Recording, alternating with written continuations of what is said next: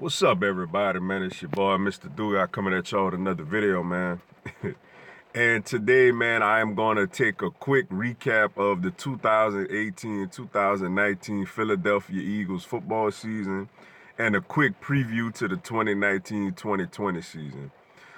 We started off, we came in as the defending Super Bowl champs, obviously. We had the opening Thursday night game at home where we dropped the banner and the link.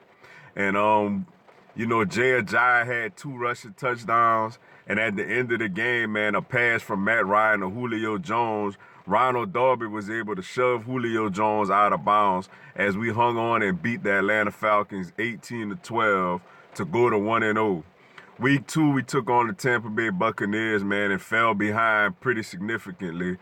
We had a rushing touchdown for Corey Clement, another rushing touchdown for Jay Ajayi. Nick Foles hit Nelson Agholor on a touchdown pass. And then the Tampa Bay Buccaneers was able to get a couple of first downs and run out the clocks as we fell short to the Buccaneers 21-27. Week 3 was the much anticipated return of Carson Wentz. His very first drive of the game, he went down and threw a touchdown pass to Dallas Goedert. We also got a rushing touchdown from Wendell Smallwood later in the game. The Colts was driving the ball late, deep in our territory, and Derek Barnett came up with a crucial sack on Andrew Luck on a 4th down play. They had a Hail Mary that came up short at the end, and we ended up beating the Indianapolis Colts 20-16 to improve to 2-1. Following week, man, we took on the Tennessee Titans. It was also the much anticipated return of Alshon Jeffrey as Carson Wentz threw a touchdown pass to Jordan Matthews, threw another one to Alshon Jeffrey. And the Titans, we ended up going into overtime. And we got the ball first, kicked the field goal. We had the Titans on a 4th and 15. They ended up converting it. And then Mariota ended up hitting Corey Davis on a walk-off touchdown. And we fell to the Titans in overtime, 23-26, to drop to 2-2. Week 5, we had the NFC Championship game rematch as the Minnesota Vikings came to town with their new $83 million quarterback, Kirk Cousins. And early in the game, I remember Wentz got hit, and Linval Joseph had caught the ball out of midair and raced all the way back the other side of the field for a touchdown. We had a touchdown pass from Wentz to Wendell Smallwood in that game.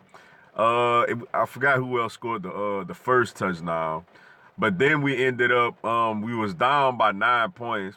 Then we ended up getting a touchdown pass from Wentz to Zach Ertz.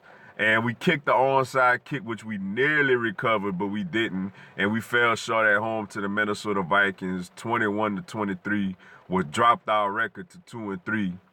The following week, we had a short week, man. We went to our first NFC East game. We went on the road on a Thursday night to take on the New York Giants. I remember Kameer Grugier-Hill got an interception off of Eli, I think the first possession of the game. Wentz ended up hitting Alshon Jeffrey on a touchdown pass. Corey Clement had a rushing touchdown. I want to say Wentz hit Alshon Jeffrey on another touchdown pass. We added another score later in the game. Saquon Barkley did have a big game for the Giants, man. As obviously he went on and won the NFL Offensive Rookie of the Year. But we took it to the Giants that game. Wentz also had a touchdown pass to Zach Ertz, and we beat the Giants 34-13 to improve our record to 3-3. Following week, we went back home to the Link, took on the Carolina Panthers, jumped out to a 17-0 lead after the 3rd quarter. Wentz hit Alshon Jeffrey on a touchdown. He also hit Dallas Goedert on a touchdown. But then the 4th quarter, we just imploded, man. Carolina, Cam Newton got the ball, scored 3 straight touchdown possessions, including converting another like 4th and 10 or 4th and 11 late in the game. Wentz got the ball late in the game, tried to go down, get a touchdown. I remember he had missed Smallwood in the flats. And then he got sacked and he fumbled, and we ended up losing the game 17-21 as our record fell to 3-4.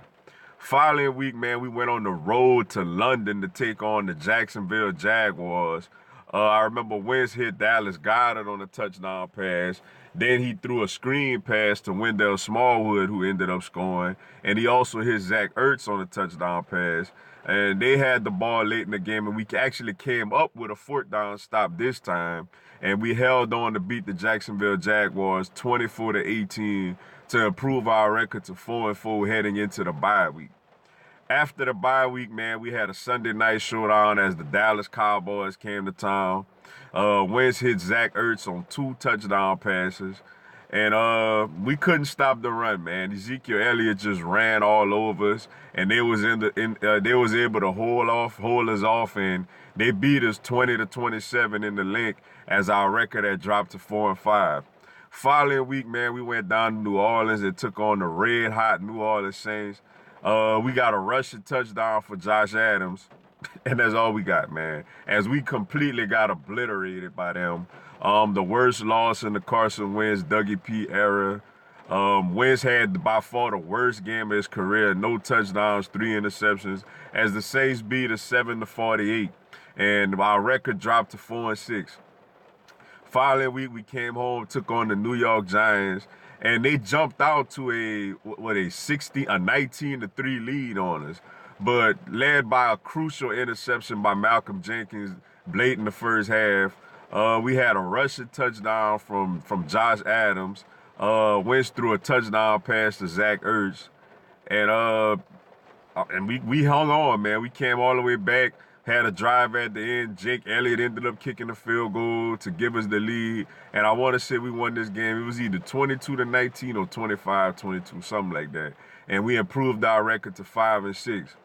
Following week, we was back home again for a Monday night matchup with the Washington Redskins. Colt McCoy early on had broke his leg in the game, unfortunately for the Redskins. And they threw out, of all people, the irony, they threw out Mark Sanchez, who was terrible. Adrian Peterson had broke like a 90-yard touchdown run on us. But Wentz threw a touchdown pass to Gordon Tate.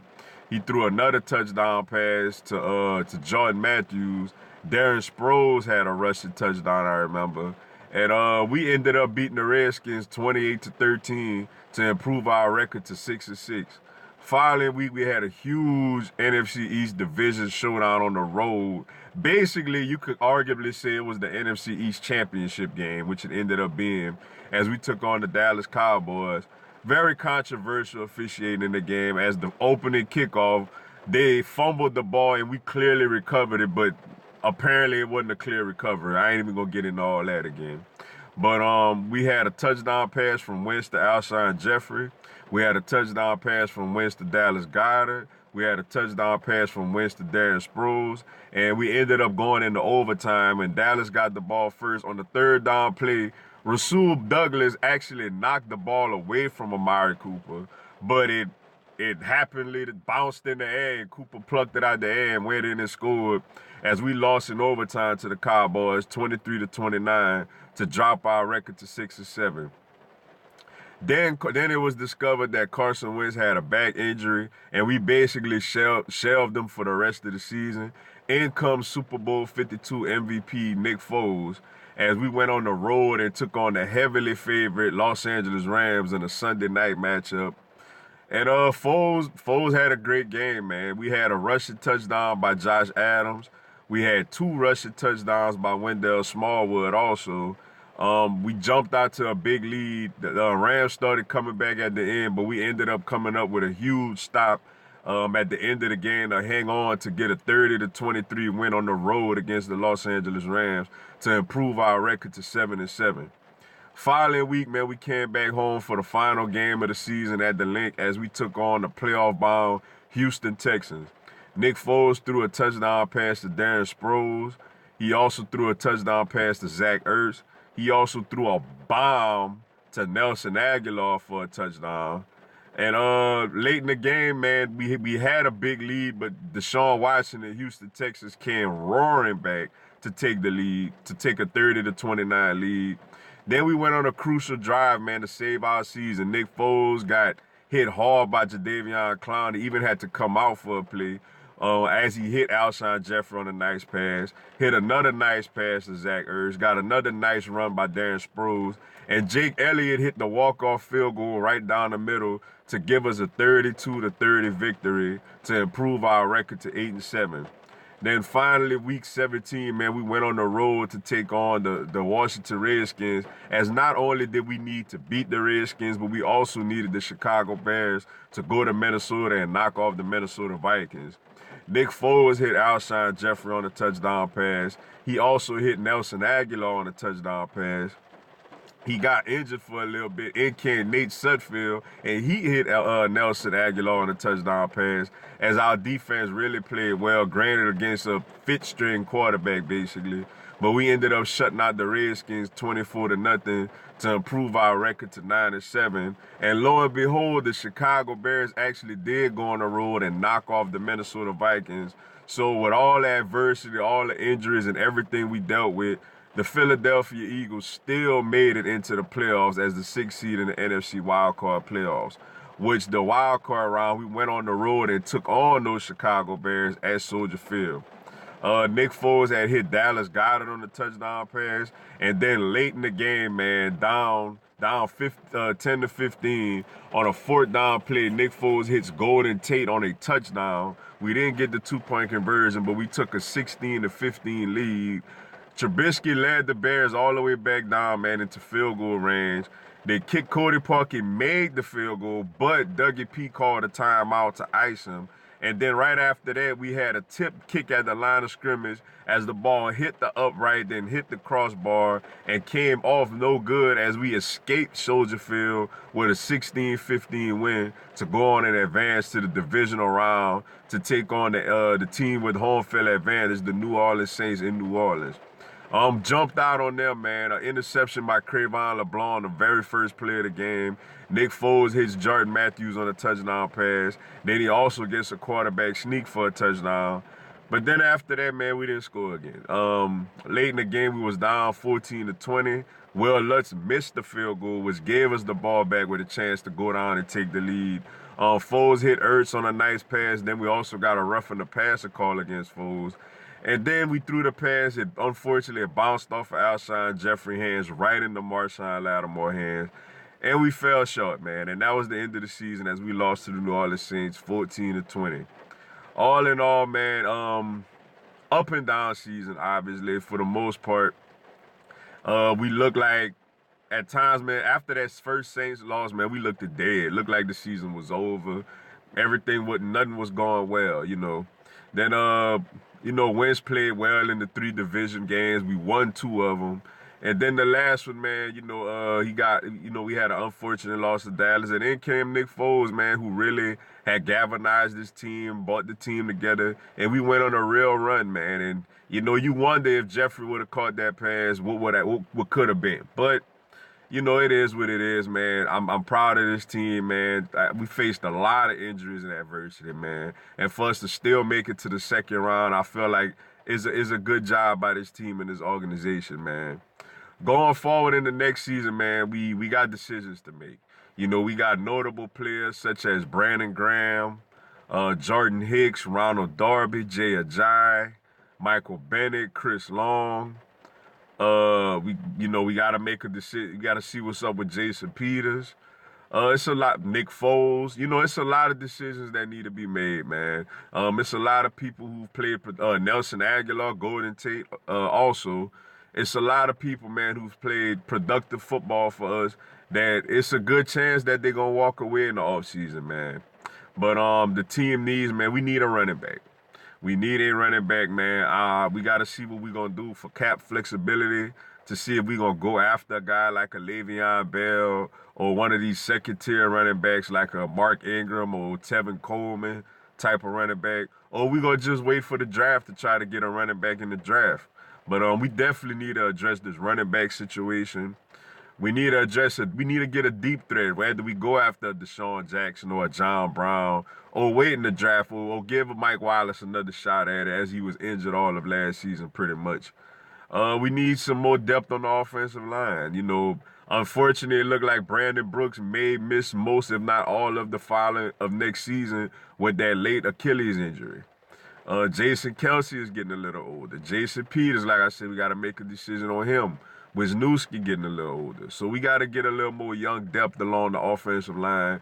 Defensive line, man, it look like It's a chance we may lose Brandon Graham, Chris Long, Michael Bennett. So, we need to get more depth along the defensive line. Linebackers, we may lose Jordan Hicks. May need to add another linebacker. In the secondary, look like we may lose Ronald Darby, but I think our young players stepped up, like Davante Maddox.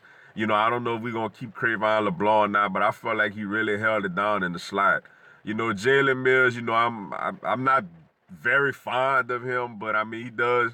In certain situations, he's a solid cornerback at best. Hopefully, we could get back Sidney Jones, see how he looks at being 100% healthy. You know.